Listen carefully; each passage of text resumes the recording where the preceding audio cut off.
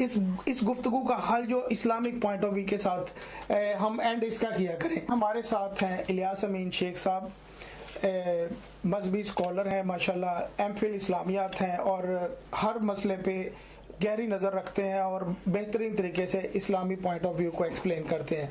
تو محترم آپ نے ہماری ساری گفتگو سنی, اس میں کچھ منفی چیزیں مثبت چیزیں آپ نے ساری دیکھی ہیں, آپ کس نتیجے پہ پہنچے ہیں کہ کیا ہمیں اسلامک پوائنٹ آف ویو سے کرنا چاہیے؟ جی بسم اللہ الرحمن الرحیم. جی بہت شکریہ پی بی اے کی بیٹھک تین میں مدعو کرنے کے لیے. صحافت جو ہے نا وہ بیسیکلی لفظ جو ہے صحیفے سے نکلا ہے. اللہ رب العزت نے انسانیت کو راہ راست پہ لانے کے لیے 4 بڑی کتابیں نازل کی ہیں اور کچھ صحائف نازل کی ہیں. ایک حدیث پاک کے مطابق 40 کے قریب جو ہے نا وہ صحیفے نازل ہوئے ہیں. ابراہیم علیہ السلام کے اوپر صحیفہ نازل ہوا ہے, نوح علیہ السلام کے اوپر ہوا ہے, لوط علیہ السلام کے ہوا ہے, ہارون علیہ السلام کے اوپر ہوا ہے. ایسے مختلف انبیاء علیہ السلام کے اوپر صحیفے جو ہیں وہ نازل ہوئے ہیں. تو اللہ نے جو طریقہ کار ہمیں دیا ہے وہ ایک تو یہ ہے کہ کتاب نازل کی ہے اور کتاب کے ساتھ جو ہے ایک قلم کا جو ہے ایک رشتہ جو ہے وہ جوڑ دیا ہے. قرآن پاک میں بھی ایک سورت ہے جس کا نام سورہ قلم رکھا گیا ہے. آپ صلی اللہ علیہ وسلم جب معراج شریف کے اوپر تشریف لے کر گئے ہیں تو جبرائیل علیہ السلام کے ساتھ جب سدرۃ المنتہا پہ پہنچے ہیں تو آپ صلی اللہ علیہ وسلم کو کچھ جو ہے نا آوازیں محسوس ہوئی ہے, جیسے کوئی لکھنے کی آواز آ رہی ہے. تو آپ صلی اللہ علیہ وسلم نے جبرائیل علیہ السلام سے پوچھا کہ یہ کیا ہے.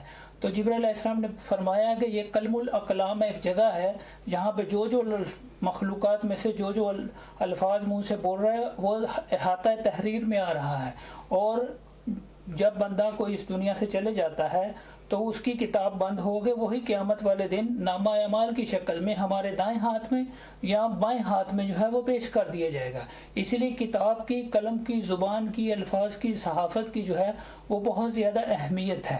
تو ایک حدیث پاک کا مفہوم ہے کہ آپ صلی اللہ علیہ وسلم نے فرمایا کہ اگر کسی شخص کو اختیار دے دیا گیا, فیصلے کا اختیار دے دیا گیا اور اس میں اس نے انصاف نہ کیا تو گویا کہ وہ بغیر تلوار کے جو ہے اس کی گردن کو جو ہے اس کے جسم سے علیحدہ کر دیا گیا. تو اس لیے یہ والا جو کام ہے یہ ایک عبادت ہے, اس کو عبادت سمجھ کے کرنا چاہیے. اور اگر اس میں کوتاہی ہو جاتی ہے تو ہر بندے میں کوتاہی ہو سکتی ہے, مگر یہ ہے کہ ایک ذمہ داری والا کام ہے. اس میں ایک چیز کو اور بھی رکھنا ہے, کیونکہ آج کل جیسے نظامی صاحب نے پہلے فرمایا کہ یہ بھی کمرشل ہو گیا, ایک تجارت بن گئی ہے. تو قرآن پاک میں اللہ تعالیٰ فرماتا ہے انما اموالکم واولادکم فتنہ, کہ مال جو ہے وہ فتنہ ہے. تو اسی لیے یہ ہے کہ دنیا کے چھوٹے سے فائدے کے لیے جو ہے حق کو نہ دبایا جائے, جو سچ ہے اس نے ہمیشہ بلند ہونا ہوتا ہے. تو اس لیے یہ ہے کہ ابھی جیسے الیکٹرانک میڈیا بھی آ گیا ہے, تو اس میں یہ ہے کہ ابھی ہر بندے کی جو ہے نا ذمہ داری جو ہے اس کا پیمانہ وسیع ہو گیا ہے. اگر کوئی بندہ ویڈیو شیئر کرتا ہے, کوئی اگر رپورٹ شیئر کرتا ہے, کوئی کسی کی نیوز شیئر کرتا ہے, اگر وہ فیک کرتا ہے تو وہ قیامت والے دن اس چیز کا جو ہے وہ رسپانسیبل ہوگا, اس چیز کا جواب دہ ہوگا. تو بس اللہ تعالی ہم سب کو جو ہے عمل کی توفیق عطا فرمائے. بہت شکریہ الیاس امین شیخ صاحب. ناظرین اللہ تعالی ہمیں عمل کی توفیق عطا فرمائے. انشاءاللہ اگلے پروگرام بیٹھک 4 میں بہت جلد حاضر ہوں گے. اپنا بہت خیال رکھیے گا اور ڈھیروں دعائیں آپ کے لیے. بہت شکریہ. السلام علیکم. نئے رنگ پی بی اے کے ساتھ دیکھتے رہیے پاک British art channel. Keep watching PBA on YouTube.